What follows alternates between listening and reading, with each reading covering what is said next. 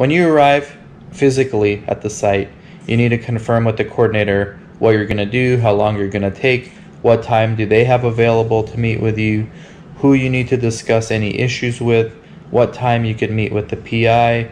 I also like to follow up on previous action items, my first activity with the coordinator. So when I get to the office, I look at my last follow-up letter and I sit down with the coordinator and I go through all the action items that are open. And we go through the list and I say, which ones have you completed, which ones have you not, and why have you not completed those.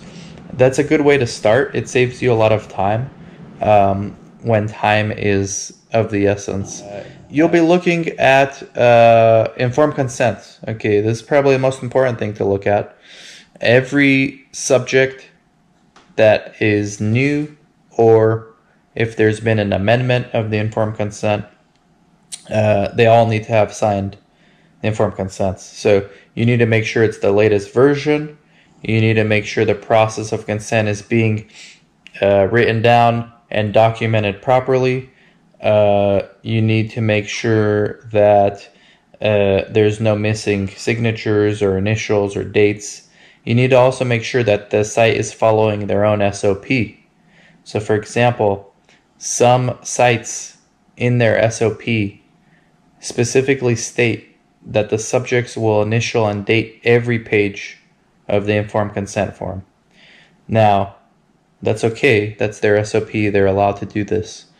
Now, if the IRB gives the site the IRB approved informed consent form, and the IRB does not require initial and date on the bottom of every page, because some IRBs don't require this, but the site is not doing it, technically that's a deviation because the site is not following their own SOP.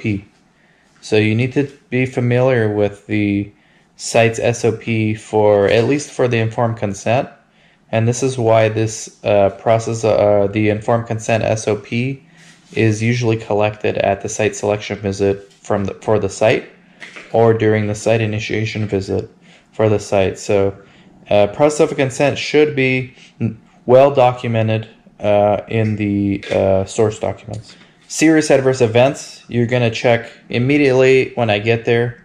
Besides the previous action items, I look for any SAEs that have occurred. I'll even ask the coordinator when I first arrive at the site, have there been any SAEs since my last visit?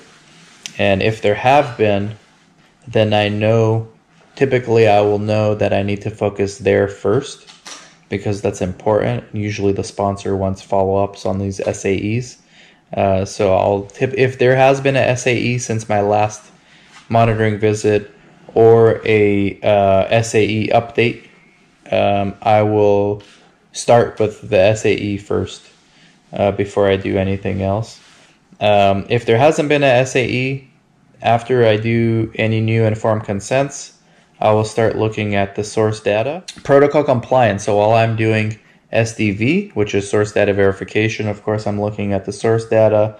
I'm looking at the electronic data capture system, the EDC system.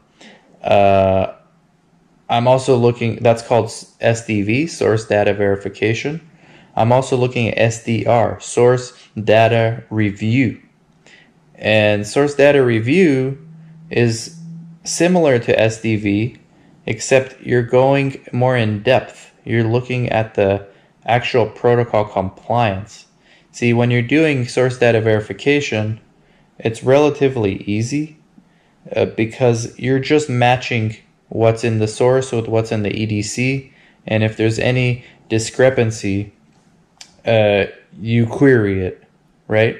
But if there's a source data review, it's more difficult because it requires knowledge of the protocol. So it's much more complex to do source data review, but you need to be doing source data review at the same time as you're doing source data verification. And that's really what makes monitoring difficult. The source data review, like you see here, you're just checking that the data in the charts matches the data in the case report forms. Source data review, on the other hand, as opposed to source data verification, you have to look at protocol compliance. And there's really no easy way of doing this other than being very familiar with the protocol and being very familiar with common errors where sites make mistakes on the protocol. So you're also going to look at the investigation of product. Okay, the protocol you are assigned to will explain how the IP should be stored, dispensed, returned. You need to account for how much IP was shipped, received, dispensed, and returned. Count them. Sometimes you have to do physical, especially when they're pills.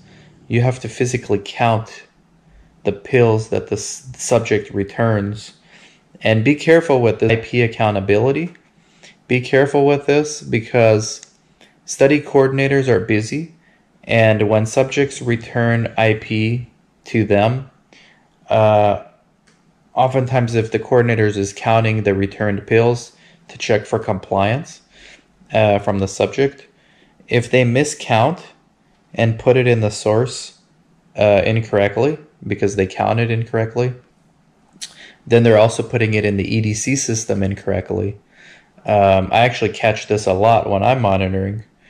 There could potentially be a deviation because maybe the coordinator counted incorrectly. And maybe the subject was not compliant because every protocol has a compliance percentage. Usually it's plus or minus 10% or 20%, depending on the protocol. So if the coordinator miscalculates, they may think it's not a protocol deviation, that the subject's compliant, but if an observant CRA is doing the IP accountability, they will count and they will see, hey, wait a minute, the coordinator is incorrect. I count 15 pills returned instead of 10, so the compliance is incorrect.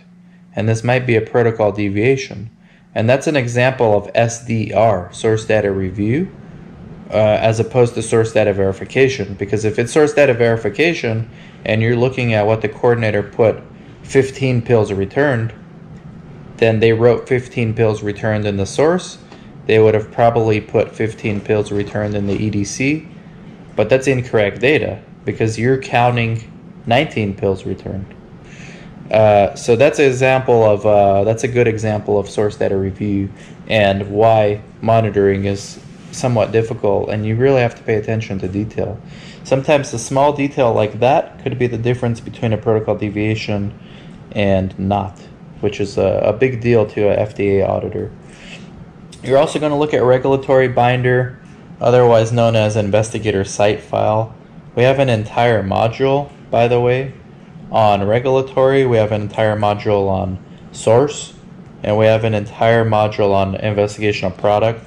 These things are that important, they have modules of their own. You're also going to look to see if any forms need to be updated or collected.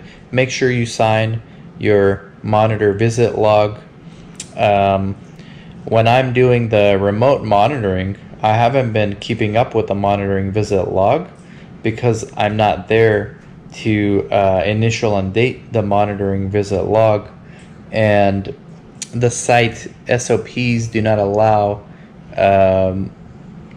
the remote initialing of their documents. So the next time I go to the site, luckily everything's being well documented in the monitoring reports and follow-up letters. But next time I go to the site, I have to retroactively go date, late entry, all those visits that I went, which you have to now draw upon your previous reports to remember when you've been there. So that's the investigational site file. Make sure that all documents are complete, latest protocol version, latest amendment is being used, protocol training. So if there's been a protocol amendment, the staff on the delegation of authorities log needs to be trained on the new protocol. There's a lot of things in the regulatory binder, otherwise known as the investigator site file.